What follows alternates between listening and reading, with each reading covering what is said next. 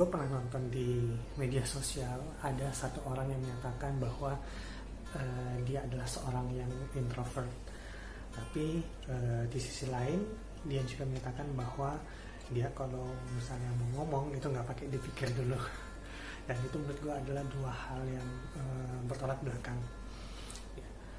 Di sini gue bukan membahas orang itu, tapi gue membahas lebih jauh tentang bagaimana si seorang introvert itu melihat dunia ya di sekitarnya, atau bagaimana dia menjalin relasi dengan orang yang ada di lingkungannya dia. Yang membedakan antara seorang introvert dengan extrovert ya, yaitu energi ya, sumber energi si orang tersebut. Bagi orang introvert ya, extrovert, energi itu akan muncul ketika dia berada di dalam lingkungan ya, atau dia mendapatkan energi itu dari orang-orang yang ada di sekitarnya dia, atau dari lingkungan sekitar ya, atau dari luar dirinya dia.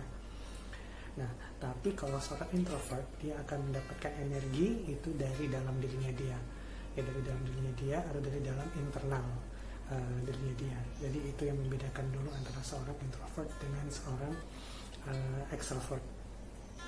Nah, kalau misalnya kita mau ke dalam masa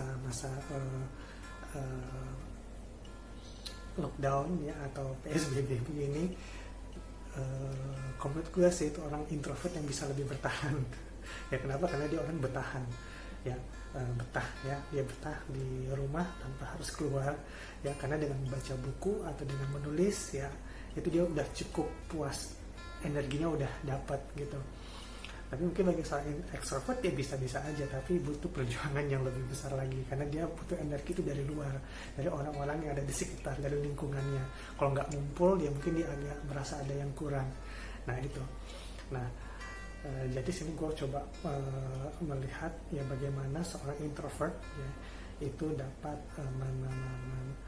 menjalin relasi dengan orang yang ada di sekitarnya. Ya, karena ini adalah suatu tantangan yang cukup berat ya bagi seorang introvert ketika dia harus membuka diri kepada lingkungan yang ada di sekitarnya. Ya, oke. Yang pertama ya, jadi bagaimana cara dia berpikir itu. Jadi seorang introvert itu dia banyak melakukan analisa. Ya, dia melakukan banyak analisa, banyak berpikir ya tentunya. Kemudian dia banyak melakukan observasi, ya, membaca sebelum dia mengambil keputusan atau sebelum dia ngomong gitu. Dia akan melakukan hal itu dulu. Itu seorang introvert ya.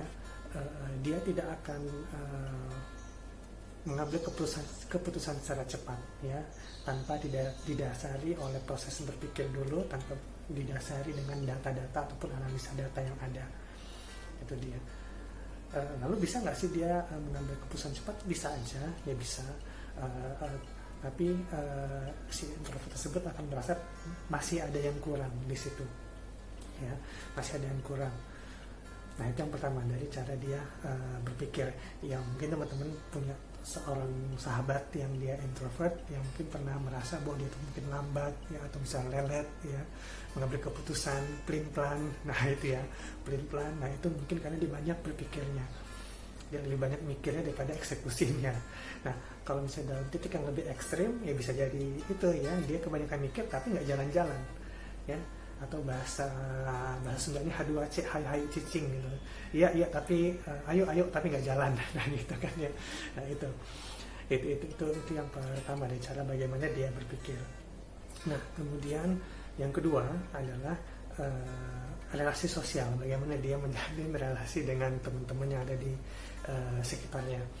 Nah ciri khas seorang introvert ini adalah dia tidak suka atau cenderung ya, bukan tidak suka, dia cenderung untuk memilih grup yang kecil ataupun teman-teman yang sedikit, tidak banyak ya, atau small group ya, grup-grup yang kecil.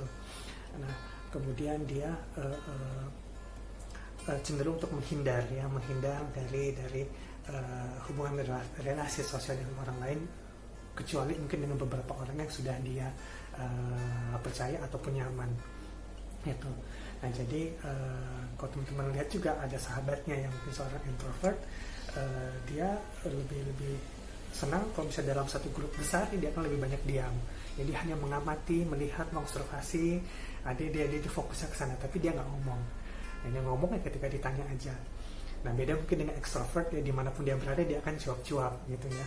Nah dia lebih banyak diam, lebih banyak mengamati. Oh ini orang ini seperti ini. Oh saya, ya banyak apapun bisa dia pikirkan dia di sana. Nah kemudian yang berikutnya, seorang introvert ini dia tidak suka menjadi pusat perhatian. Ya, dia lebih suka bermain di belakang layar. Ini bukan seperti mengotak-ngotakkan, ya, bukan berarti seorang introvert itu dia tidak bisa tampil ke depan, bisa, ya bisa, tapi dia butuh energi yang lebih besar ketika dia ingin tampil di depan orang banyak. Dia butuh dukungan moral dari lingkungan ataupun dari sahabatnya dia untuk bisa tampil. Ya, tapi basically seorang introvert dia tidak atau menghindari untuk menjadi pusat perhatian. Tapi banyak juga kok orang introvert yang bisa ini ya, yang bisa tampil itu ada juga kok. Ya bukan berarti seorang introvert itu dia tidak bisa, ya, tidak bisa, hanya saja dia butuh energi yang lebih besar untuk melakukan hal itu.